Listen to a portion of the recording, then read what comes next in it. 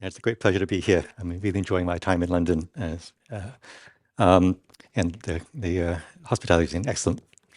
Yeah, so I'll be talking about AI, which of course everybody has heard about, and it's changing, or it's promising to change the world. And I really do think it will change science and mathematics as well. Um, it is an amazing technology. It is somewhat overhyped sometimes. It is not a magic technology. If you actually look at the nuts and bolts of what AI does, there's some math in it, but it actually, remarkably, not the most advanced math in most cases. Um, what AI basically is, in non-technical terms, it's a guessing machine. It's a piece of software that lets you put in input, like a text query or something, and produce output, maybe some text or an image or some numbers. And the way it does it is actually quite mundane mathematically. You just take up your input, you break it into little, you encode every word or whatever as a number. You multiply these numbers by weights, and you combine them, and maybe you truncate them, and then you multiply by weights again and combine them, and you do this, a couple hundred times or something, and you get an answer. And it actually mathematically, it's actually rather boring. How you find the weights, that's a bit more interesting. But Yeah, but it's not magic. But it can accelerate all kinds of things.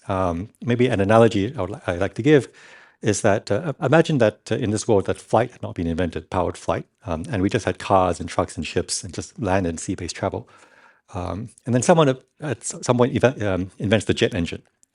And initially, these engines are very small and just toys, and they don't do anything, but they get bigger and bigger and more powerful. And eventually, they can enable travel that's 10 times faster than the fastest land-based vehicle. But you still have to invent the plane, right? You still have to figure out, you can't just strap a jet engine onto a car and expect good results. That is not a good idea. You have to change the way you think of transportation. You have to design new safety protocols, new ways, new instrumentation, new ways to, new ways to understand the laws of physics. But it's not magic. It's not like a Star Trek transporter. It still obeys the laws of physics, but just at a different scale. Yeah, so AI is like that. It's actually like a lot of software that we already use from day to day. But with one key difference is that the software we tend to use nowadays is kind of boring and uncreative. You put in an input and you get out the same output every time. You type in an address into a web browser and you will get that whatever is located at that address. And the software is often very fussy, and you make a slight mistake. If you type the wrong web address, you'll be led somewhere else. But very very predictable. But that's sort of the opposite of what these modern tools, these AI tools, can do. So especially these popular large language models that have come up in the last year or so. Well, they've been around actually for more years than that, but they've become sort of human level of intelligibility only very recently. Yeah, so they are much more creative. You can take you don't have to learn precisely some programming language to use them. You can just type in natural language, natural English, and you can make mistakes, and it can still figure out what you meant. But it comes at the cost of reliability or predictability. You give it the same query twice, you'll get a different answer, and there's no guarantee the answer is correct. As I said, it's a guessing machine.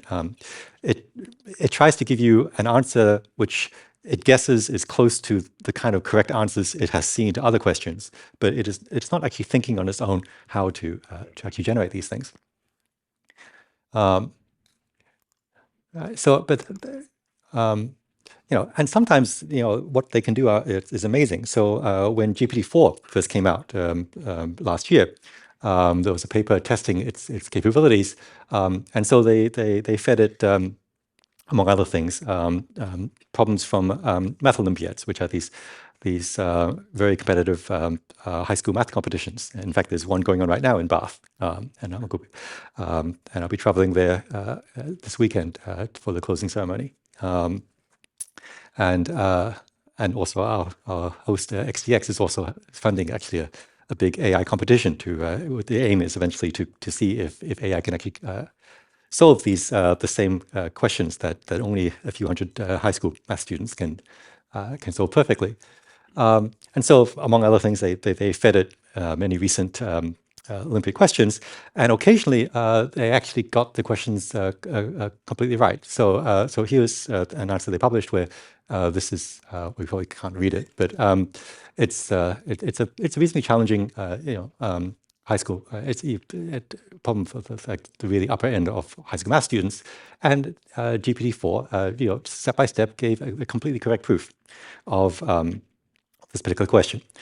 Now, this is a very cherry-picked example. I think they tested a couple hundred questions, and I think the success rate was like 1%. And so it's like when it works, it's amazing. But when it doesn't work, it can be like embarrassingly bad. So in the same paper, they asked it to compute a simple arithmetic question: 7 times 4 plus 8 times 8. And you see, what it does is it's guessing. It doesn't even have an internal calculator. I mean, they are trying to now build in plugins to sort of attach it to more traditional computation, but it's basically just it's as if like it's a student on the board and it's been asked to do this question, and it's vaguely memorized some tables and so forth, but it's kind of improvising, and so like it guessed so right away it guessed the answer was 120, but then it paused and said, maybe I need to give some explanation. And so it said, I will do a step-by-step explanation of how I did it. And so it worked out each step 7 times 4 and 8 times 8, and put it together, actually got a different answer than the initial guess. It just said the answer is 92. And then, yeah, so the experimenter said, wait, you said the answer was 120. And they said, oh, that was a typo. The correct answer was 92. So, innately, these technologies, at least at the current level, they don't have the ability to, they don't really have a ground truth of correctness. People have tried, their experiments to sort of force it to think step by step and not just guess the answer, but do it this way, and that has helped a little bit. But these are kind of hacks. We are not. They're not nearly as reliable as experts, even though they can sometimes give expert level outputs, or at least things that resemble expert level outputs. So the question is, how do we use this technology? Like this is a different type of technology than what we're used to.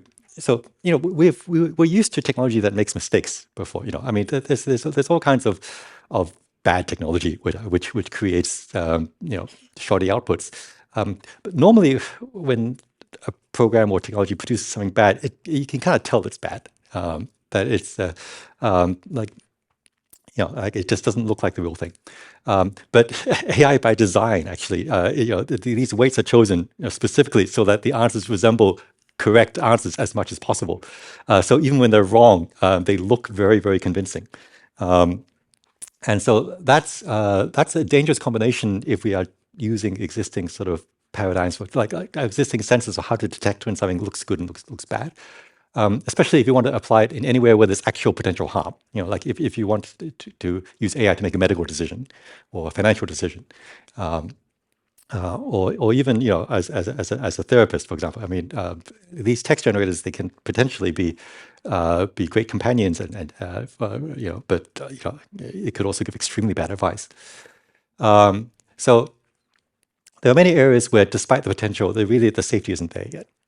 It's the same as if you invent the jet engine, you can quickly mock up some sort of flying vehicle out of it. But with decades before you actually would get to a state where it's really safe for the general public.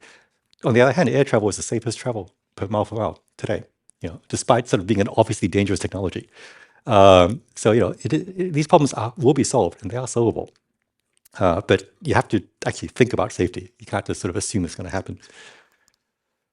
But then there are other applications where the downside is not so great. Right? So, for example, you may have noticed that all the background slides here in the presentation were generated by AI. And maybe you've already noticed that some of the AI there's imperfections, and like the text AI is still pretty bad at producing text. It's slowly getting better. But there's very little downside risk. Okay, so it just has to look convincing.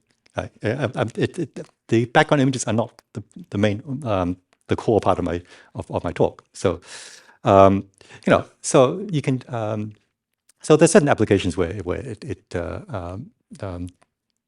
downside was really quite acceptable.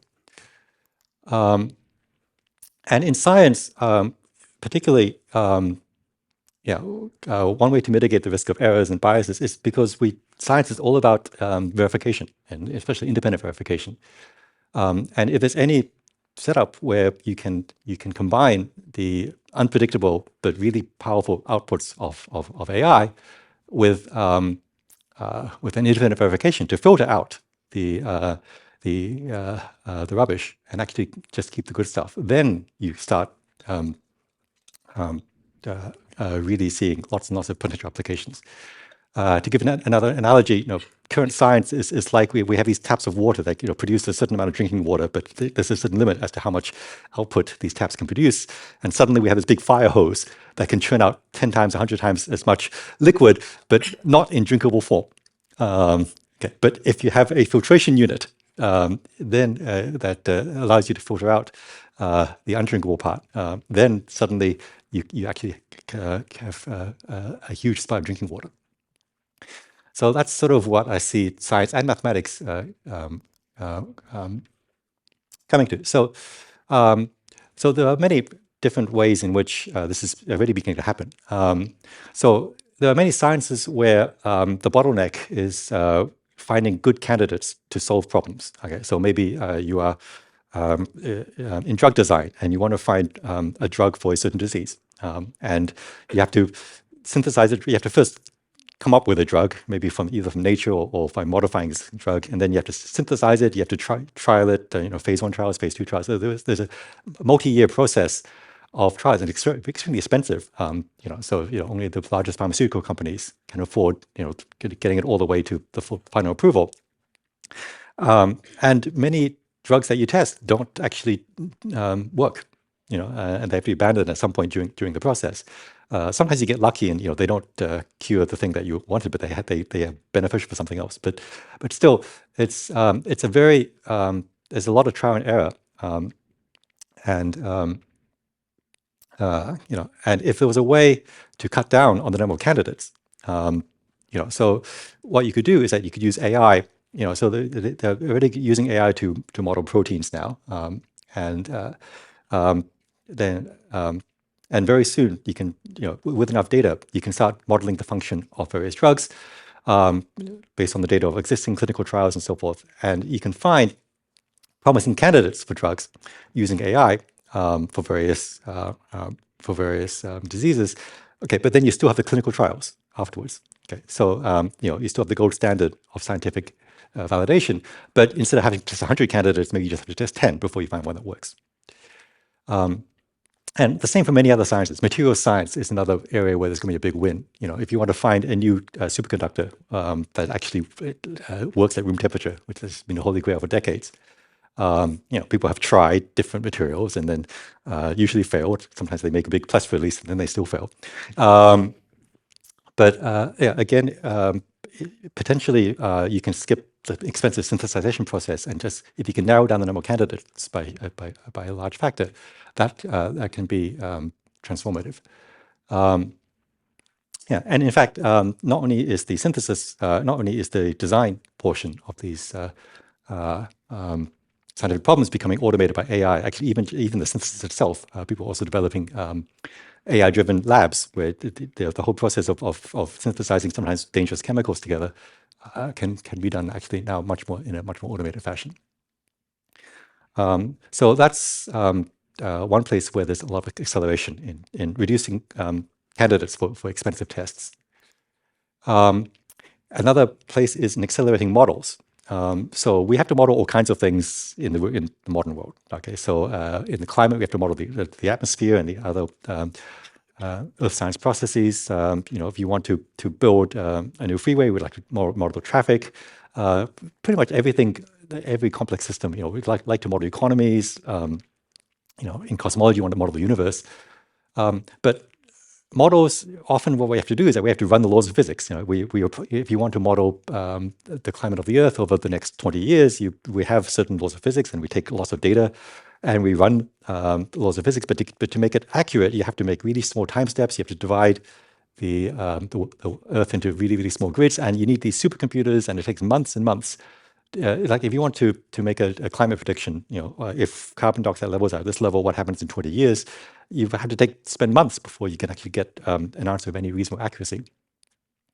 Um, but AI, in principle, can shortcut this quite a lot, because what AI can do is that if you have lots of data of existing simulations of painfully acquired through all these supercomputers, and AI can train on all these models and find plausible best fits for predicting what the outcome should be based on inputs that haven't been seen in the data. Um, and and instead of months, I mean, people in the area of climate simulation, there's already been successful. You can successfully recover the accuracy of traditional supercomputer simulation, in a matter of hours instead of months. I mean, the acceleration is really, really quite remarkable. For Newton weather prediction, it's already you can get a 10,000 times speed up in forecasting. This doesn't mean that actually weather forecasting as a whole has become 10,000 times faster, for several reasons. One is that we don't know, we can't always trust the output of we don't know how to benchmark the reliability yet of these outputs. Also, for many of these predictions, the simulation process is only one of the steps. There's a data assimilation step where you have to actually take real-world measurements and put them into your model, and that actually is a huge bottleneck right now, especially for climate modeling. Gathering the data and just putting it and formatting it before running the AI is still a big problem. But it's beginning to actually get deployed. It's especially useful for rare events like hurricanes, where you can train on existing data of hurricanes, and without having to actually run the laws of physics, you can actually.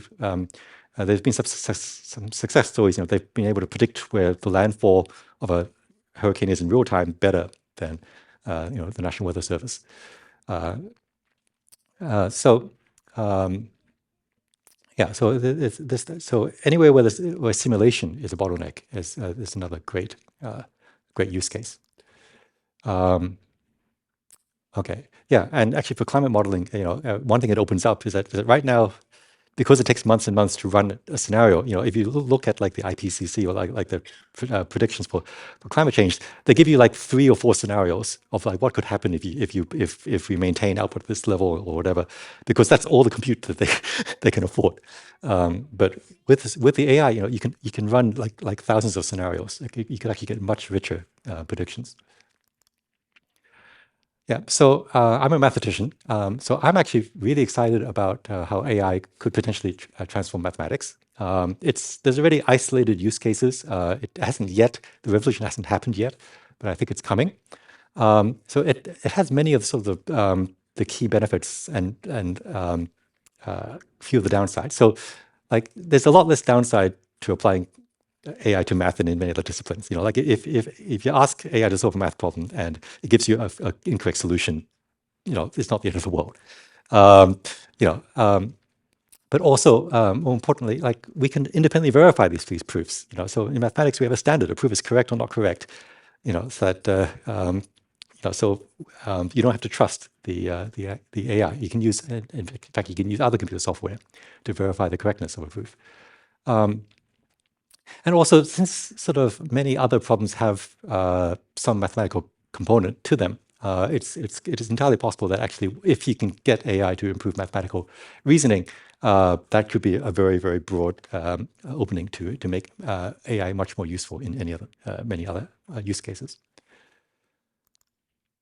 Yeah. So in particular, they should combine very, very well with a separate technology, which are called proof assistants. So proof assistants are a type of computer software. It's like a computer language, actually. But computer languages are usually the output is an executable program, something that actually does something. But a proof assistant language is designed to produce not to actually do things, but to verify things. It produces certificates that certain statements are correct. They're used both in math and also in engineering. So there's certain electronics software that you really, really want to be 100% sure does what the programmer said it does. Okay, like the circuitry on a plane. That you want this button to exactly do this thing. Okay, and there are ways to use the software to verify these sort of electronics, but the same technology can also verify proofs.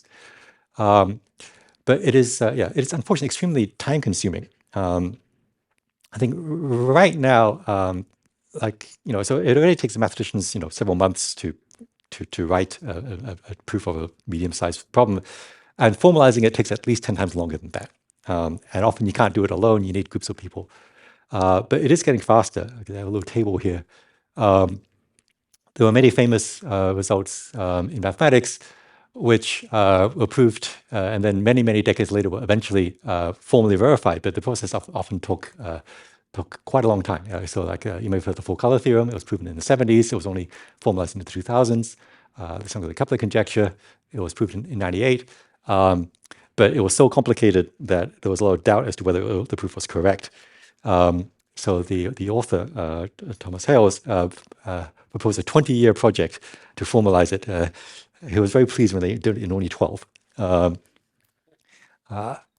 then Peter Schultze, for example, proposed, so he's a rock fan, so he named his project the liquid tensor experiment. So he had a project to verify an extremely difficult result he just proved in 2020, and that only took about 18 months, I think. And then recently, I and some co-authors solved a conjecture in combinatorics. So we proved it last November, and we immediately decided this was a good test case to see sort of how the modern formalization technology worked, and we were able to, with a big group of like 20 people, able to formalize in 3 weeks. So it's getting lower, but still not so convenient that every theorem is going to be formalized anytime soon. See in the audience we have Kevin Buzzard. He has a plan to formalize Fermat's last theorem, and he anticipates in 5 years he may do the important parts of it. I think he doesn't claim to do the whole thing. But, all right. So these systems have become faster. Currently, the speed up has been mostly from traditional methods. We've been developing better software libraries for how to use these languages. We use modern collaboration tools like GitHub to coordinate how to get many people to work together. So one nice thing about these projects is that normally mathematicians, it's very difficult for mathematicians to work together after a certain size. Maybe 5 of us could work together in a team. It's not too bad. But if you want like 20 people to work together, you have to all trust everyone else's mathematics. And it is actually a huge bottleneck. So we don't have the big math projects that we do in the other sciences yet. But formalization projects, they can scale. So it's actually a lot of fun. You can run projects with 20, 50 people. Many of them are not professional mathematicians. Maybe they come from a programming background or something, but they make useful contributions. But because the language checks that everything that people upload is actually correct, you don't need the same level of trust that you would do in a purely human collaboration. So it's also enabling really big math projects. But people are beginning to experiment using AI to speed up this formalization project even further. On the slides here, this was the Feynman-Ruggie conjecture, the formalization project. This is actually one of the steps. So here was a particular statement. It involves entropy, but it's not important exactly what it is. And this was the claim that I needed. And there was a 1 or 2 line proof in this language. It's called Lean that was used to verify this. And you have to think of exactly what is the right code. Lean is a very fussy language. There's a software tool. It's called GitHub Copilot, and it actually suggested what should the correct proof of this particular line. In this particular case, actually, only the second line is needed. The first line actually it doesn't compile. Okay, but it was close enough to being correct that it actually worked. So we're beginning to use AI to sort of fill in little steps of these proofs automatically. But over time, I think we'll be able to not just do 1 line proofs, but 2 line proofs, 3 line proofs, sort of automatically through AI. And then eventually, I think it will become faster actually than writing it traditionally.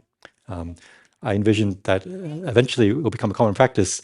The way we write proofs in the future is that we will dictate it to an AI. We'll just talk and explain the proof to an AI like it was a student. The student will ask questions. It will try to, every step we explain, it will try to formally verify. And if it can do it, great. If it can't, it will come back and you just iterate back and forth. And I think it will be faster than doing math a traditional way. Also, if you want to change the proof a little bit, change one little hypothesis, usually you have to change every single line, and you make lots of mistakes doing that. It's actually already, even with the current technology, it's much faster to change a little parameter in proof, and you can guarantee that you make no mistakes, and you change only the lines that need to be changed. It's actually much more convenient to do it formally. Yeah, so I think AI and mathematics will have a huge synergy. And there'll be this era of big mathematics. So yeah, there's a lot going on. As I said, there's a AI math competition sponsored by XTX, which hopefully we will announce a winner actually this weekend at the IMO math competition. So I'm excited about that. Okay, so I think that's the last of my presentation. Yeah, thank you.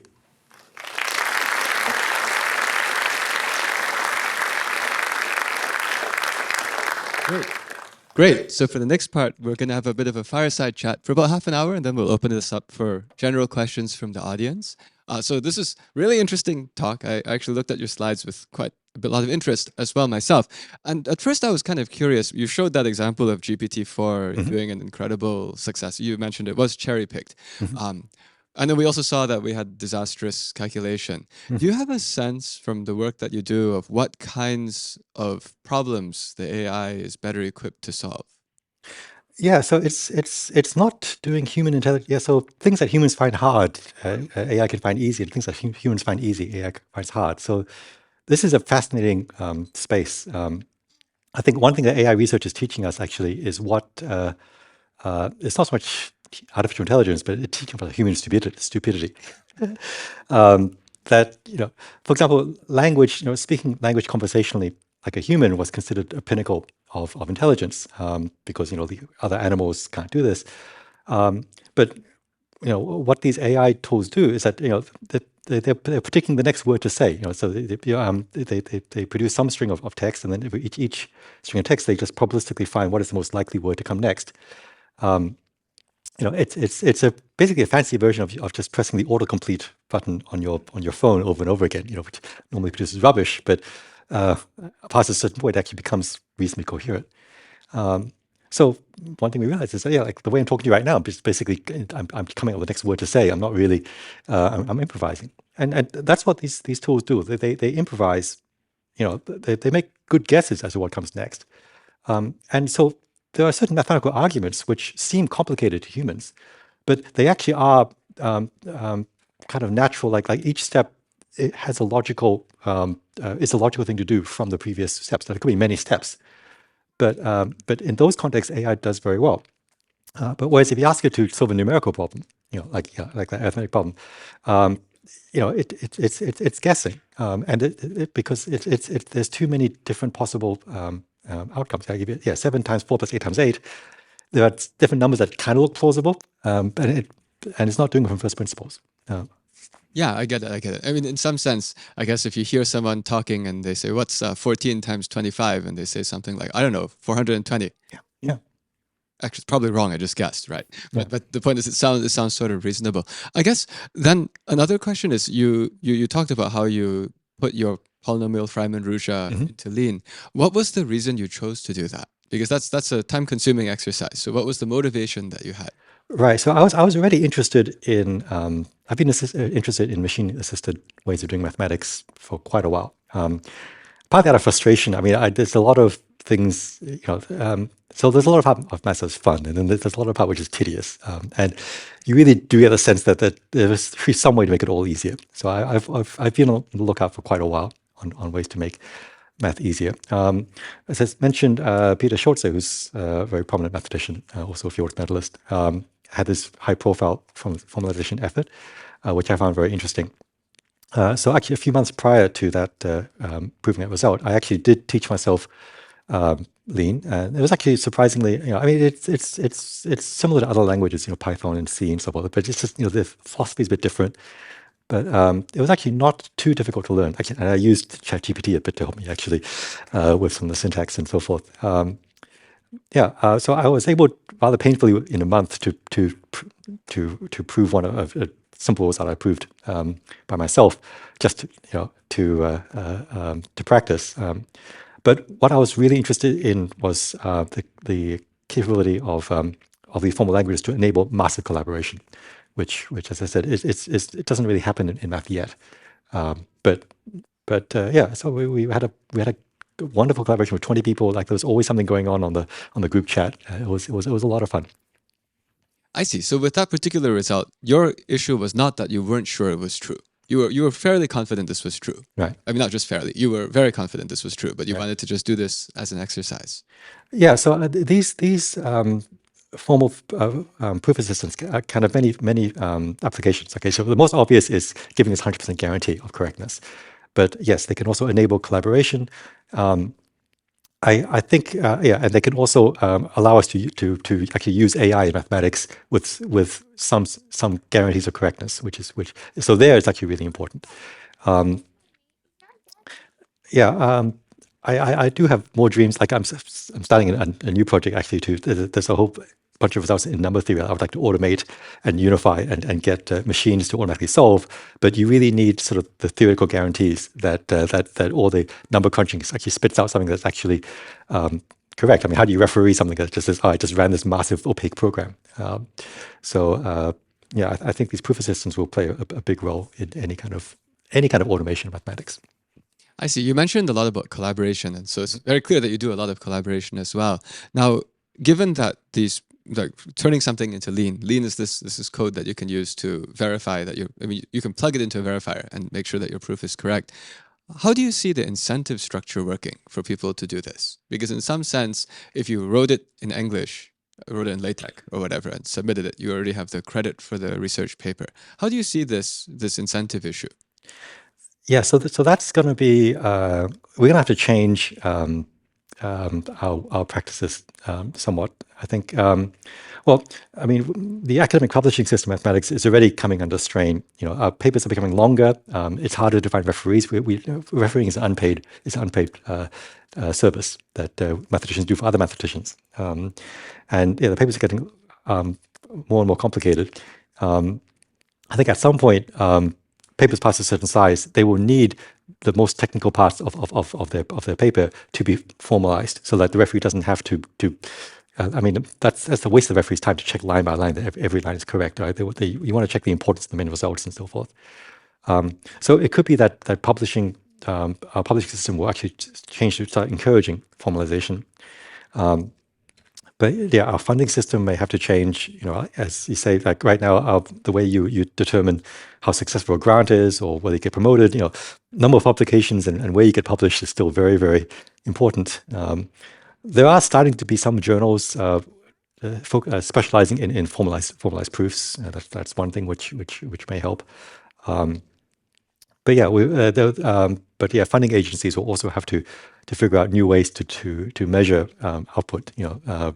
Maybe if you contributed 10,000 lines to a GitHub project that formalized 100 different results at once, that's not a paper, but it's still a very important contribution. So we need to find some way to measure that. That's a tough problem. I see. You had given a talk at the joint math meetings, Mhm. actually, about introducing Lean and introducing formalization to a lot of the mathematics community. I will be honest, I've actually never formalized something into Lean Mhm. before. Do you find that the act of formalization is somehow more routine and easier than the act of solving the problem itself? Yeah, it's a different skill. Yeah, it's almost like a puzzle, solving a puzzle game sometimes. It does force you to think about things at a much lower level. So often the way these lean projects work is that you start with a human written proof, so something that's written in a traditional paper style, and then you write what's called a blueprint, which is still written in in human language. It uses the same language, LaTeX, that mathematicians used to write their papers, but very, very pedantic. So like a step that you might say, oh, this is obvious that this is true, and so forth. You would actually make a lemma and give a two-line proof, and you would break up a big theorem into hundreds and hundreds of bite-sized pieces, each of which maybe just has a 2 or 3 line proof. And then you make a project where like people claim the different little pieces of this and say, I'm going to formalize this bit and I'll formalize this bit, and everyone does it independently, and then it gets chained together. But the thought process of how to break up a big thing into tiny atomic steps, it does force you to think about fundamentals and like even like really basic things like, should this parameter be a real number or an integer? You don't normally think about these things because you think it doesn't really matter, but suddenly it does. And like, what order do you put your definitions and whatever, and how do you handle edge cases? And yeah, you often isolate sort of the key essence of what really makes the argument work. Sometimes you prove something and you don't really know how you did it, or it was kind of you kind of amaze yourself. But yeah, it does give you this extra level of internal sense of security that you actually did get it correct. Yeah, the reason I asked this question is because you're obviously a Fields medalist. So when you look at these things, some things might seem very easy to you, but they might take a little bit of time for some other people, someone like me, to figure out. But what I'm trying to say is, when you're thinking of formalizing a proof, is it possible to break it down in some sense into one piece, which is the architecture of the formalization, and then there are all these sub-problems, and for each sub-problem, about how much mathematical background does it really take? Do you see how I'm asking this? I'm trying to figure out, right? Is it somehow factorizable into? Yeah. So this is the great promise of these formalization projects, is that they are decoupling the high-level conceptual skill from the low-level technical skill. So mathematicians in the past needed to do both. Right? They needed to see the big picture, and then they needed to be able to do these calculations correctly. And this has been sort of a limiting factor. I mean, mathematics has a reputation of being quite a difficult skill to pick up because of this. Actually, in primary school and high school, a lot of focus is actually on like these technical skills. So how do you actually compute this derivative exactly? And you're not taught the concepts. Well, actually, it's sort of alternates. So in primary school, maybe you're taught the concepts in a fuzzy way, but then you don't know how to compute anything. And then you're taught to compute, but you don't understand any of the concepts. It's only like in graduate school that it all comes together. It's kind of a shame, actually. If you miss out on so much of the good stuff this way. But with these projects, I mean, the amazing thing is that this project was in combinatorics, but most of the contributors were not in this field. And in fact, there were many who were not even in mathematics. I mean, they were good at programming. They were maybe math adjacent. They took an undergraduate level education in mathematics. They enjoyed it, but they didn't go on to become academics. But they had these very specific tasks. How do you get from A to B in 5 lines? So certain people were very good at logic puzzles and so forth. Like it's very suitable for them. And in the future, I can imagine AIs participating in these projects too. That they'll just scan a list of 100 things that need programming and say, oh, I can do these 20 of them by this algorithm.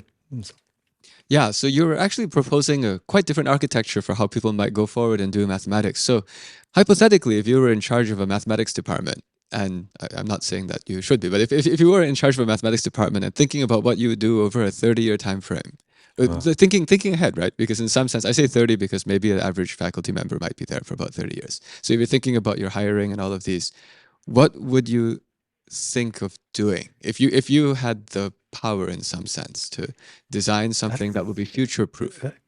That's a good question. The future is so...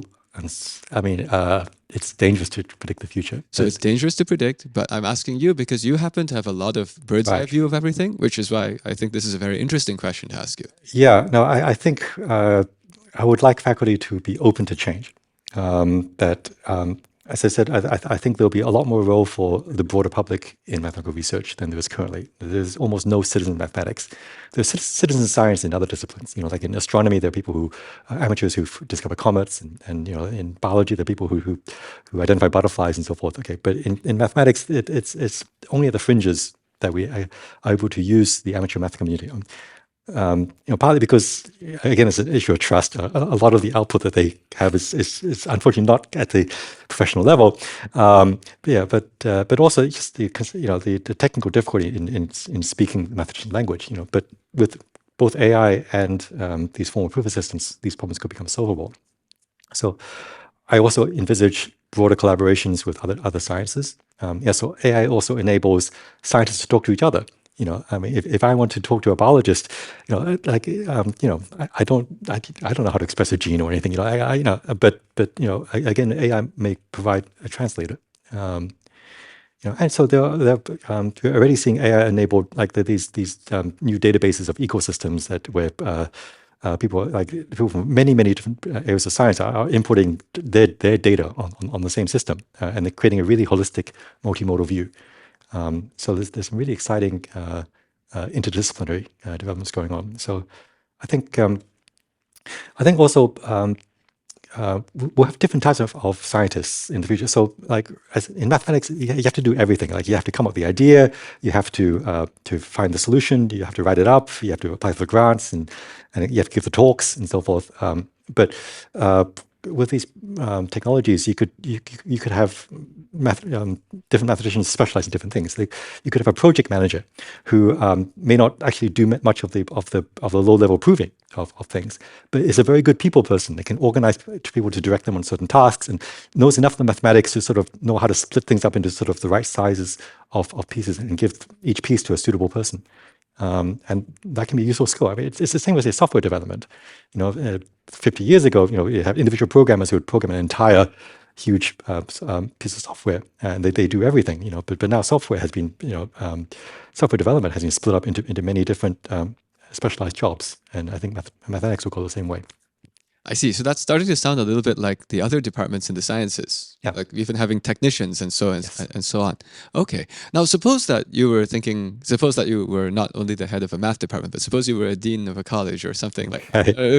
What I'm saying is, I'm not suppose very comfortable where this is going, but okay. Oh well, again, the reason I'm asking you in particular is because, as I mentioned in the beginning, you seem to do almost everything. In the sense that there are not so many people who have actually touched so many things at the same time. Maybe let's not talk about dean of college. Let's go all the way to president of a university.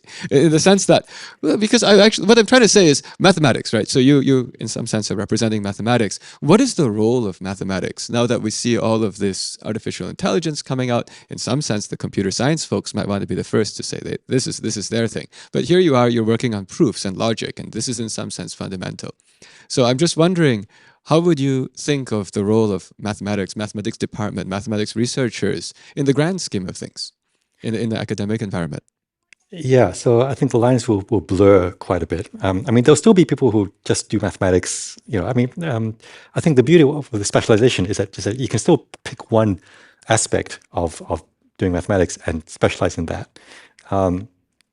But yeah, I mean, so much of the sciences now, so even the social sciences and increasingly the humanities are becoming more quantitative. It's not just enough to know whether something is good or bad.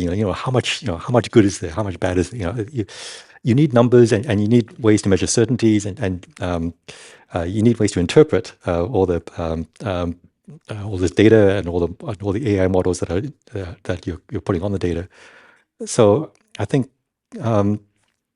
Every area of science is becoming more mathematized. You will need theoretical mathematicians still. There's about 20 years ago, I was involved in a problem in signal processing. Actually, that there was this technique that some statisticians had discovered that could create really high resolution images from a very small amount of data. And in fact, it had been rediscovered many times because the problem of getting high fidelity images from small amounts of data showed up in seismology, showed up in astronomy. There were many areas where something had to be done to create a high resolution image.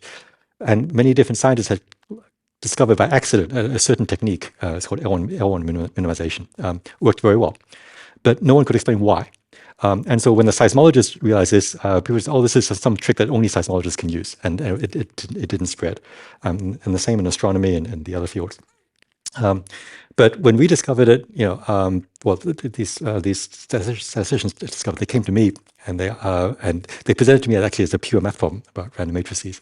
And actually, my first thought was that they had made a mistake. There was no way that they could get such a good output from such bad input.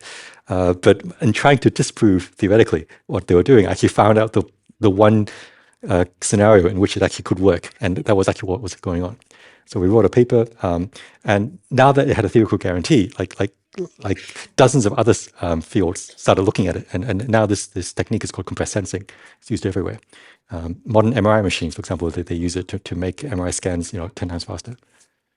I see. So I'm going to go another level up. So now, but this is a little bit different of a question. So I'm actually asking about, say, how we organize research in the sense that nowadays we can even see that there are commercial laboratories doing research, and they're trying to, in fact, even figure out how to prove mathematical theorems. They're making a lot of closed source software in some sense behind these research labs to try to figure out how to prove theorems. Some of them might want to win one of those Millennium Prize, solve one of those Millennium Prize problems. But all this is happening in some sense behind closed doors.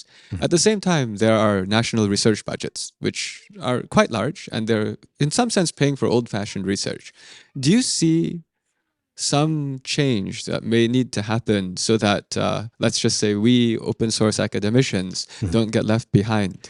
Right. Yeah. So in AI in particular, the private industry has, orders of magnitude more resources. And that's not going to change anytime soon. I mean, and partly because I think the private sector sees the great potential of this technology. So yeah, there'll be in developing like the biggest models and commercializing and making like commercial products and so forth. There's no way that academics can compete. But there are something. Governments can pull resources. So one thing about AI models right now is that if you want to train a neural network or something for your own specific problem, you have to collect your data. You have to figure out what correct model to use. There's no off-the-shelf thing that you can just sort of dump in. Well, there are, but they almost certainly will give you rubbish. But like if you had sort of standardized models for different sciences and standards of guidelines, here are some recommended choices for hyperparameters, whatever, and here's some standard data sets you can use to train on. If there were some central repositories for these sort of things, that could certainly help. Having open source models that people can build on, having competitions actually, I think is a very important aspect. That a lot of innovation has been driven by specific challenges. Can you get the success rate of this image recognition benchmark above this percentage? And then you can actually really quantitatively see what technologies are actually moving the needle forward and which ones are just vaporware. The current AI models are really energy intensive and compute intensive. We're going to need research to find more lightweight models that can actually fit on like a computer that can actually put in a lab. So, I mean, that's certainly one area I think where private public funding could be quite useful. I see. So related to this topic of some private organizations making these kinds of developments in AI, around in January, there were some news articles about DeepMind, which came up with something called alpha geometry, which would solve International Math Olympiad geometry problems. You had been talking about how maybe there could be some kind of a tool to help write lean code for those little bits. So it sounds like something already happened in the geometry area, but for the very limited International Math Olympiad zone. First question I have is, did you hear about that, and how surprised were you to see a result like that? It's very nice work. We were not expecting Olympiad level questions to be solved this year. I mean, with the timeline is 3 or 4 years is to the conventional wisdom. It's both exciting and a little bit of a trick, but actually it seems like progress comes from cheap tricks often. So the thing about specifically geometry questions in the Olympiad, like you have a triangle and then you have certain assumptions on the angles and so forth, is that it is an area of math actually that we knew actually that it was a solvable problem. It's what's called a decidable theory. That if you write down all the statements, there actually was an algorithm for AI to solve these questions. But the problem was that the existing algorithm was double exponentially slow. So once you had like a 20 statements and one conclusion, there was no practical way to just run a standard algorithm. But there are shortcuts. Like if you can, for this geometry problem, if you can make an inspired construction, like you add one more point, which is say the midpoint of two previous points, and then you rearrange all your information based on that new those new coordinates. Sometimes you can drastically reduce the complexity of a problem. And so the AI was just needed basically just to find one or two inspired constructions, and then they applied a more standard algebraic solving tool to solve the resulting problem. So they actually it's just a small amount of AI used strategically, but actually that general process, it could be scalable. I mean, part of the most difficult step often in solving a really hard math problem is to figure out the key intermediate. Like you want to prove A implies B. If you can find the right statement C, which is halfway between A and B, so if you can prove that A implies C and C implies B, and each of those steps is half as difficult as the original problem, that's a major advance. And so sometimes just finding the right key intermediate thing to do is essential. And maybe AI will one day become good at that. We don't have data for that. So AI only so far works when you have a lot of data. Alpha geometry, part of their success, their secret sauce was that they generated a lot of synthetic geometry problems to test on. We don't have good data on how mathematicians actually write proofs. Sometimes I joke that what we need is we need to strap cameras on mathematicians and actually watch them like do their job and then get the AI to train on that. This I think is not feasible. But I see. So that's what you can do if you're a department chair. Right. Actually, just let me finish with one last question around here related to this thing about the AI and the mathematics Olympiads, right? So geometry maybe was not as big of a surprise. Would there be other subjects, if it could do, that you would say, good gracious, this is bad? Oh, maybe bad is the wrong word. I shouldn't say it that way, but maybe this is serious. Well, the past 5-10 years, I've learned that what we think of as hard for humans is often easy for mathematics. So in the 90s, we thought chess was the pinnacle of human activity, and then AI solved that. I go, not this kind of AI, but more traditional AIs.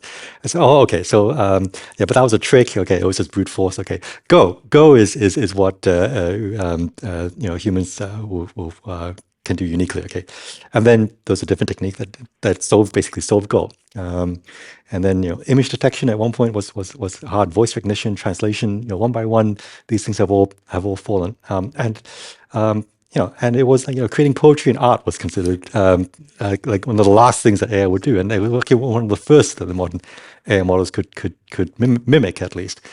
So I think our conception of what's difficult or not actually needs calibration. I mean, the problem is that we've only had one working model of intelligence until very recently. Now we maybe have 1.5. Let's give Terry a round of applause. Thank you.